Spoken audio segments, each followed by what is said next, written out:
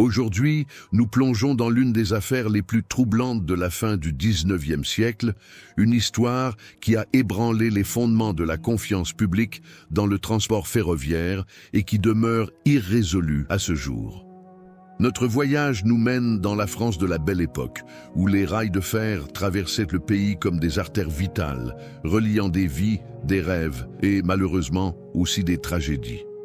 C'était un lundi matin glacial du 15 mars 1898 quand Marguerite Dubois s'éveilla avec un sourire radieux sur le visage. À 29 ans, elle avait conquis une position respectable comme secrétaire particulière du docteur Beaumont, un médecin renommé qui soignait la haute société parisienne dans sa clinique du 8e arrondissement. Marguerite était connue pour sa ponctualité impeccable et son dévouement au travail, des qualités qui l'avaient rendue indispensable aux yeux du docteur. Mais ce jour particulier, elle avait obtenu un congé bien mérité, quelque chose de rare dans sa routine méticuleuse. La raison de sa joie avait un nom et un prénom. Henri Moreau, un prospère marchand de tissus dont les boutiques s'étendaient dans le quartier du Sentier à Paris. Ils s'étaient rencontrés 6 mois auparavant quand Henri avait eu besoin de soins médicaux après un accident avec sa calèche et Marguerite avait été chargée d'organiser ses rendez-vous de traitement. Ce qui avait commencé comme une relation professionnelle s'était épanoui en quelque chose de bien plus profond et significatif. Henri avait demandé Marguerite en mariage seulement 3 semaines auparavant et leur union était prévue pour la fin de l'été. Vêtue de sa plus belle robe bleu marine, avec des détails en dentelle blanche qu'elle avait elle-même brodée, Marguerite quitta sa modeste résidence du Marais en portant un petit sac en cuir marron et une ombrelle aux manches d'ivoire, cadeau d'Henri. Sa destination était double. Elle rendrait d'abord visite à sa sœur aînée, Catherine, qui habitait à Saint-Germain-en-Laye avec son mari et leurs 3 jeunes enfants, puis elle rejoindrait sa sœur cadette, Victoire, qui travaillait comme gouvernante dans l'une des grandes demeures de Versailles. La visite chez Catherine se déroula de manière délicieuse.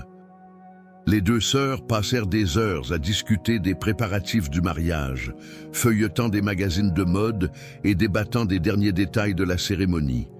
Catherine, toujours la sœur pratique, interrogea Marguerite sur les finances du futur couple, à quoi Marguerite répondit en ouvrant son sac et en montrant fièrement les 40 francs qu'elle avait économisés pour son trousseau, ne gardant que 2 francs pour ses dépenses du jour. « Henri insiste pour tout payer, » expliqua Marguerite, « mais je veux contribuer avec quelque chose de mien, quelque chose qui vienne de mes propres efforts et de mon travail. » Le soleil commençait déjà à décliner à l'horizon quand Marguerite fit ses adieux à Catherine et à ses neveux, promettant de revenir la semaine suivante pour finaliser les derniers détails des arrangements floraux.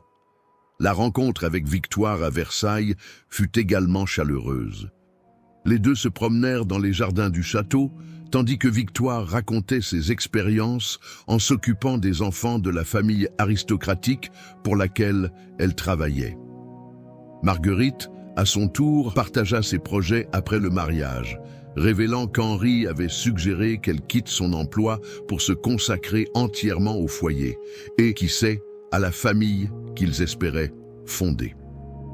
Quand vint l'heure des adieux, Victoire accompagna Marguerite jusqu'à la gare. Il était environ 19h15 quand le train siffla annonçant son départ imminent. Marguerite acheta un billet de première classe, ce qui surprit Victoire, qui fit remarquer le coût. Henri dit toujours qu'une dame doit voyager avec confort et sécurité, répondit Marguerite, ajustant ses gants. De plus, les compartiments de première classe sont plus privés et je préfère la tranquillité pour organiser mes pensées sur le mariage. Victoire, cependant, exprima une préoccupation subtile mais significative. Marguerite, ne penses-tu pas qu'il serait plus sûr de voyager en 3e classe?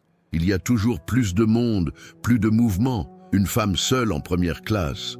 Mais Marguerite secoua la tête, confiante. « Chère sœur, tu t'inquiètes trop. Que pourrait-il arriver sur un trajet si court? Je serai à Paris avant que tu n'arrives chez toi. » Et avec ces paroles prophétiques, Marguerite monta dans le train, agitant la main par la fenêtre tandis que la locomotive prenait de la vitesse et disparaissait dans l'obscurité grandissante de la nuit parisienne. Henri Moreau arpentait nerveusement le quai de la gare Saint-Lazare, consultant sa montre de gousset toutes les quelques minutes. En tant que marchand prospère, il était habitué à la précision et à la ponctualité, vertu qu'il admirait également chez Marguerite. C'est pourquoi, quand le train de Versailles arriva à 20h15 et que Marguerite ne descendit pas, une sensation inconfortable commença à se former dans sa poitrine. Il connaissait bien les habitudes de sa fiancée. Jamais elle ne serait en retard sans une raison très sérieuse, surtout sachant qu'il l'attendrait. Le mouvement typique de la gare continuait autour de lui. Les voyageurs se hâtaient en portant leurs bagages, les vendeurs ambulants criaient en annonçant leurs produits, et la vapeur des locomotives créait un brouillard dense qui rendait la vision difficile. Henri resta sur le quai même, après que la plupart des voyageurs se furent dispersés, nourrissant encore l'espoir que Marguerite avait peut-être raté le train et arriverait par le suivant. Son esprit rationnel tentait de trouver des explications logiques. Peut-être Victoire l'avait-elle convaincu de rester pour le dîner, ou peut-être y avait-il un problème familial qui exigeait son attention immédiate.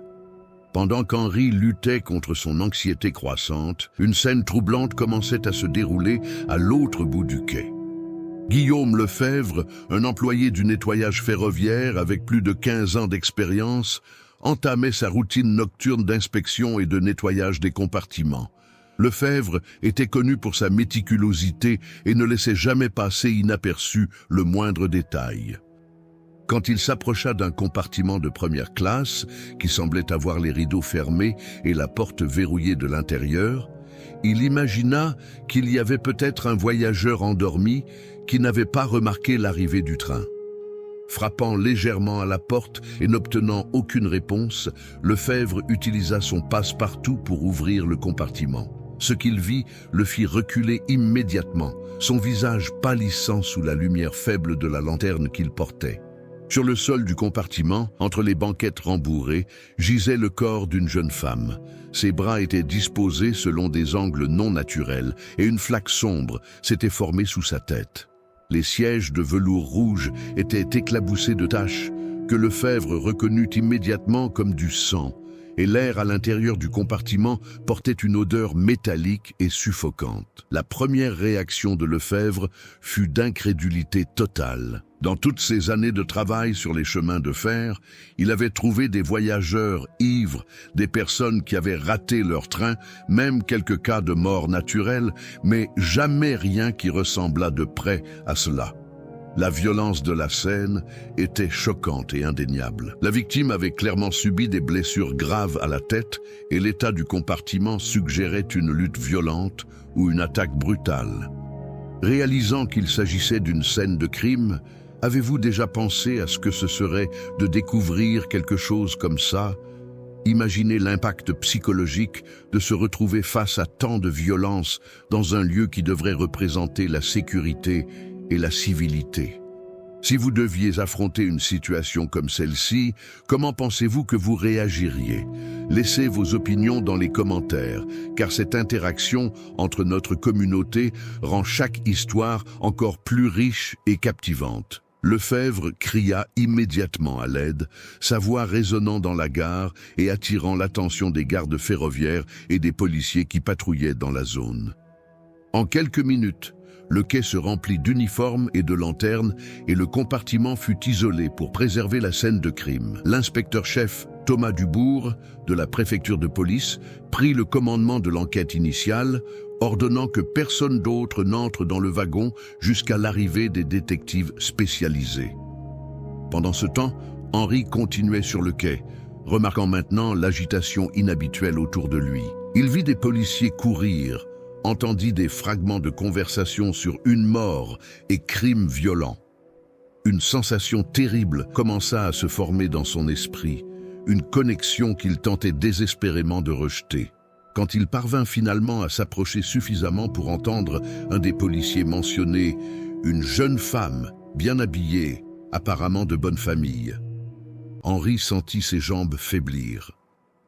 Ne pouvant contenir son anxiété croissante, Henri s'approcha de l'un des agents de police et, la voix brisée, demanda s'il pouvait aider à l'identification de la victime. Il expliqua qu'il attendait sa fiancée, qui aurait dû arriver par ce train et qu'elle n'était pas apparue comme convenu. L'agent, percevant la préoccupation sincère sur le visage de l'homme, consulta rapidement son supérieur et, après quelques minutes de délibération, accepta de l'emmener à la morgue temporaire qui avait été installée dans l'une des salles administratives de la gare. La marche jusqu'à la salle sembla interminable à Henri. Chaque pas résonnait comme un tambour funèbre dans son esprit, et il luttait pour maintenir la contenance que sa position sociale exigeait. Quand ils arrivèrent finalement à la salle et que le drap fut soigneusement retiré, Henri sentit le monde s'écrouler autour de lui. Malgré les blessures qui défiguraient partiellement le visage de Marguerite, il la reconnut immédiatement. Les cheveux châtains soigneusement arrangés, bien que désordonnés par la violence, la robe bleu marine qu'elle avait choisie spécialement pour ce jour et la délicate bague de fiançailles qu'il avait lui-même glissée à son doigt quelques semaines auparavant, tout confirmait son pire soupçon. Henri demeura silencieux pendant plusieurs minutes, regardant simplement le visage de la femme qu'il aimait, tentant de traiter la réalité brutale de sa perte. Quand il parvint finalement à parler, sa voix sortit comme un chuchotement rauque. « C'est elle, c'est Marguerite Dubois, ma fiancée. Mon Dieu, qu'est-ce qu'on lui a fait ?» L'agent qui l'accompagnait lui offrit une chaise et un verre d'eau, tout en signalant discrètement à un collègue qu'il y avait confirmation de l'identité de la victime. L'autopsie, réalisée par le docteur Henri Bertrand, médecin légiste avec une vaste expérience des cas de mort violente, révéla des détails troublants sur les derniers moments de Marguerite. Le rapport indiquait qu'elle avait subi au moins 5 coups distincts à la tête, tous portés avec une force extraordinaire à l'aide d'un objet contondant lourd. La nature des blessures suggérait que les coups avaient été appliqués en succession rapide, ne donnant pas à la victime le temps de réagir ou de se défendre. Plus troublante encore, il n'y avait aucun signe de résistance sous ses ongles ou de preuve qu'elle avait tenté de lutter contre son agresseur. Le docteur Bertrand observa également que Marguerite portait encore ses bijoux, des boucles d'oreilles en perles et une broche de famille. Mais son sac avait complètement disparu. Cette découverte souleva des questions importantes sur le motif du crime. S'il s'agissait d'un simple vol, pourquoi l'assassin avait-il laissé derrière lui des objets de valeur évidente? L'analyse de la scène de crime révéla encore plus d'indices intrigants. Des boutons de manchette en os furent trouvés sur le sol du compartiment, appartenant clairement à un homme, et il y avait des signes que le corps avait été délibérément caché sous les banquettes, suggérant que le criminel avait tenté de retarder la découverte du crime. L'inspecteur-chef Dubourg et son équipe commencèrent immédiatement à reconstituer les mouvements de Marguerite durant cette journée fatale.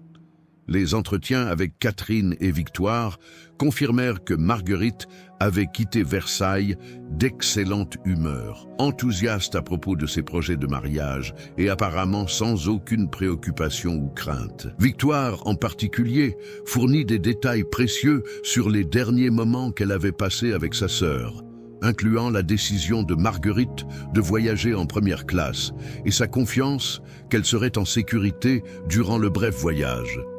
Les enquêteurs découvrirent également quelque chose de particulier en examinant les registres de vente de billets à la gare de Versailles. Outre le billet de première classe acheté par Marguerite, il y avait l'enregistrement d'un autre billet de première classe vendu environ 10 minutes après à un homme que l'employé de la billetterie décrivait comme bien habillé mais visiblement agité. L'employé se souvenait de lui car l'homme avait payé avec un billet de forte valeur et n'avait pas attendu la monnaie, ce qui était inhabituel pour l'époque. Cette découverte mena les enquêteurs à une conclusion troublante. Marguerite n'avait probablement pas voyagé seule dans son compartiment. Quelqu'un était monté dans le même train, possiblement dans le même wagon, et cette personne était très probablement son assassin. La question qui hantait les détectives était de savoir si Marguerite connaissait cette personne, ou si elle avait été victime d'une rencontre fortuite avec un prédateur opportuniste. La nouvelle du brutal assassinat de Marguerite Dubois se répandit dans Paris comme un incendie incontrôlable, alimentant les peurs les plus profondes de la société de la Belle Époque concernant la sécurité du transport ferroviaire. Les journaux du matin affichaient des titres sensationnalistes, terreur sur les rails, jeune fiancé brutalement assassiné dans un train et le mystère du compartiment sanglant qui terrifie Paris. La couverture de la presse créa une atmosphère d'hystérie collective, particulièrement parmi les femmes qui dépendaient du transport ferroviaire pour leurs activités quotidiennes. Cette atmosphère de panique publique entraîna un déluge de rapports de témoins oculaires dont beaucoup se révéleraient faux ou exagérés. Le premier grand focus de l'enquête se centra sur les rapports d'un homme mystérieux vu dans plusieurs gares le long de la route la nuit du crime. La gare du Nord, plusieurs personnes rapportèrent avoir vu un gentleman bien habillé, mais à l'apparence perturbée, descendant d'un des wagons de première classe. Les témoins le décrivirent comme un homme d'environ 40 ans, de taille moyenne, portant un pardessus noir et un haut de forme, mais avec les vêtements visiblement froissés et des taches suspectes sur la chemise. Le récit le plus détaillé vint de Madame Éléonore Rousseau, épouse d'un commerçant respecté, qui attendait sur le quai de la gare du Nord. Elle jura avoir vu l'homme sortir précipitamment d'un compartiment de première classe, regardant nerveusement autour de lui avant de se diriger rapidement vers la sortie de la gare. Il y avait quelque chose de profondément troublant dans ses yeux, déclara-t-elle aux enquêteurs. C'était comme s'il avait vu un fantôme, ou pire encore, comme s'il était devenu un fantôme. Madame Rousseau mentionna également qu'elle avait remarqué des taches sombres sur la manche droite du pardessus de l'homme, qui dans la faible lumière de la gare paraissait être du sang. Ce récit amena les détectives à concentrer leurs efforts sur la localisation de cet homme mystérieux. Des affiches avec une description détaillée furent distribuées dans tout Paris et une récompense substantielle fut offerte pour des informations menant à son identification. Cependant, les enquêtes révélèrent bientôt la nature problématique des témoignages oculaires. Différents témoins fournissaient des descriptions contradictoires. Certains disaient que l'homme avait une moustache, d'autres juraient qu'il était glabre. Certains le décrivaient comme grand et mince, d'autres comme petit et robuste. La première arrestation significative dans l'affaire fut celle d'Alexandre Dubois, un comptable d'âge mûr qui avait récemment perdu son emploi et faisait face à de sévères difficultés financières. Dubois fut identifié par un témoin comme étant l'homme suspect vu à la gare du Nord, et quand la police fouilla sa résidence, ils trouvèrent des vêtements tachés de sang cachés dans le grenier. Cependant, durant l'interrogatoire extensif, Dubois parvint à prouver que le sang provenait d'un accident domestique dans lequel il s'était gravement blessé en tentant de réparer un tuyau cassé dans sa cuisine. Plus significativement, Dubois avait un alibi solide pour la nuit de l'assassinat. Il participait à une réunion de créanciers dans son ancienne entreprise, tentant de négocier le paiement de ses dettes. Plusieurs témoins confirmèrent sa présence à la réunion, qui avait duré bien après l'heure du crime. Après 3 jours de détention, Dubois fut libéré, mais l'affaire avait déjà causé des dommages irréparables à sa réputation et à ses tentatives de trouver un nouvel emploi. Le second suspect principal fut Charles Moreau, un jeune homme de 25 ans avec un historique de petits crimes contre la propriété. Moreau avait été vu dans la région de Versailles l'après-midi du crime, apparemment observant les mouvements des voyageurs à la gare. Les témoins rapportèrent qu'il semblait spécifiquement intéressé par les femmes voyageant seules, notant les horaires de train dans un petit carnet. Quand il fut confronté par la police, Moreau nia d'abord être dans la région, mais changea ensuite son histoire plusieurs fois, créant encore plus de suspicions. L'enquête sur Moreau révéla qu'il avait développé un schéma de comportement troublant dans les semaines précédant l'assassinat. Des employés de plusieurs gares ferroviaires rapportèrent l'avoir vu observer des voyageuses, parfois même les abordant avec des prétextes sur les directions ou les horaires de train. Ce comportement prédateur amena les enquêteurs à croire qu'ils avaient trouvé leur homme. Moreau fut arrêté et maintenu en garde à vue pendant 2 semaines, tandis que les détectives construisaient leur dossier. Cependant, comme dans le cas de Dubois, les preuves physiques ne parvinrent pas à établir une connexion définitive entre Moreau et le crime. Bien que son comportement fût clairement suspect et inapproprié, il n'y avait aucune preuve directe qu'il avait été dans le même train que Marguerite ou qu'il avait eu accès au compartiment où elle fut tuée. Plus important encore, Moreau était physiquement petit et faible et les médecins légistes doutaient qu'il eût la force suffisante pour infliger les blessures brutales trouvées sur la victime. À mesure que les mois se transformèrent en une année complète, l'enquête sur l'assassinat de Marguerite Dubois commença à perdre son élan initial.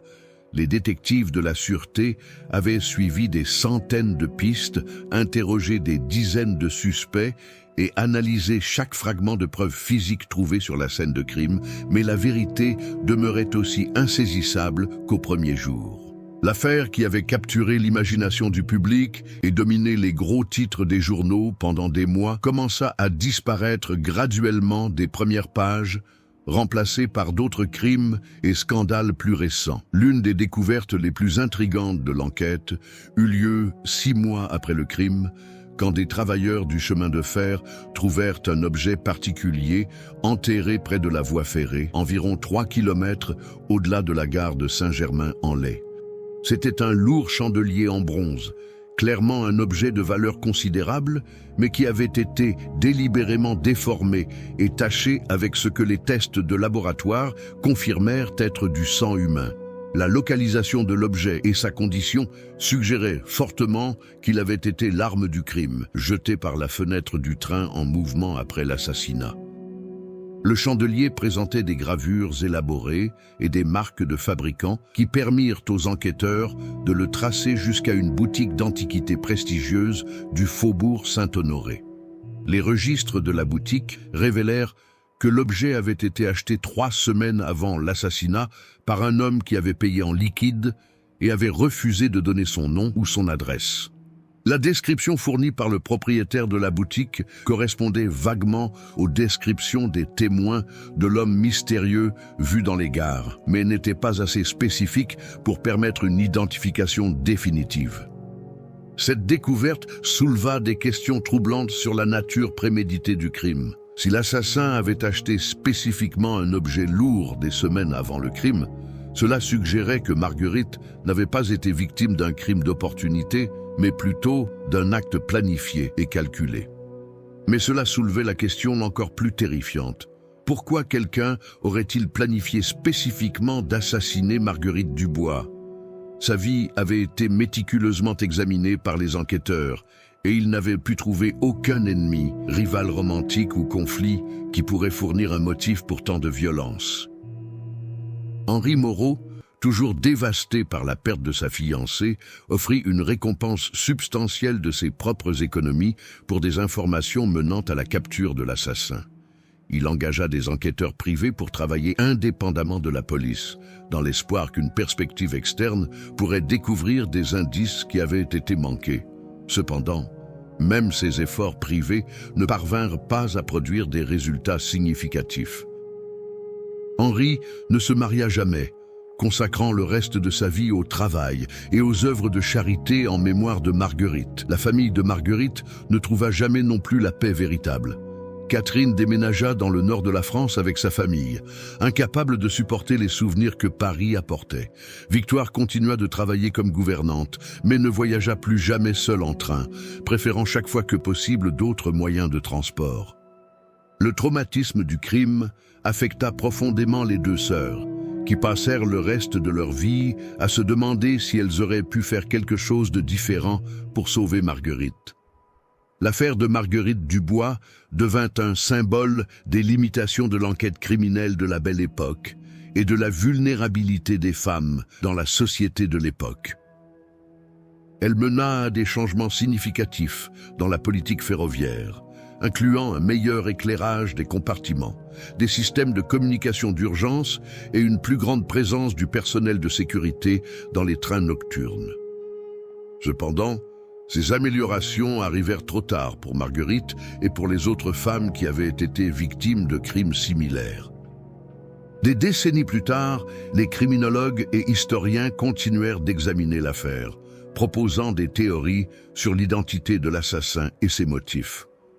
Certains suggérèrent que Marguerite avait été victime de l'un des premiers tueurs en série documentés de l'histoire, un prédateur qui attaquait les femmes voyageant seules. D'autres proposèrent que le crime avait été commis par quelqu'un qu'elle connaissait, peut-être un prétendant éconduit ou quelqu'un avec une obsession non partagée pour elle. La vérité sur qui tua Marguerite Dubois et pourquoi demeure un mystère à ce jour. Son assassin ne fut jamais identifié, jamais capturé et ne rendit jamais compte de son crime odieux. L'affaire représente non seulement une tragédie personnelle pour une jeune femme et sa famille, mais aussi un rappel sombre que certains crimes demeurent à jamais dans les ombres de l'histoire, résistant à tous les efforts de la justice humaine pour les amener à la lumière. Et ainsi se termine notre voyage à travers cette affaire troublante et insoluble de la France de la Belle Époque. Si cette histoire vous a touché d'une manière ou d'une autre, je vous invite chaleureusement à rejoindre notre famille ici sur la chaîne, en appuyant sur ce bouton d'abonnement avec affection. Ce n'est pas seulement une question de chiffres pour nous, il s'agit de construire une vraie communauté de personnes qui partagent la passion pour ces histoires fascinantes et mystérieuses qui façonnent notre compréhension de la nature humaine. Dans les commentaires ci-dessous, j'aimerais entendre vos théories sur cette affaire. Que pensez-vous qui soit réellement arrivé à Marguerite? Connaissez-vous des histoires similaires dans vos propres familles ou communautés? Partagez avec nous vos expériences, vos théories et ce qui vous a le plus impressionné dans ce récit. Chaque commentaire, chaque histoire partagée, chaque interaction rend cette communauté plus riche et plus connectée. Souvenez-vous, vous n'êtes pas seulement des spectateurs ici, vous êtes une partie essentielle de ce voyage que nous faisons ensemble à travers les mystères les plus intrigants de l'histoire. À la prochaine enquête, et merci de marcher avec moi à travers les ombres du passé.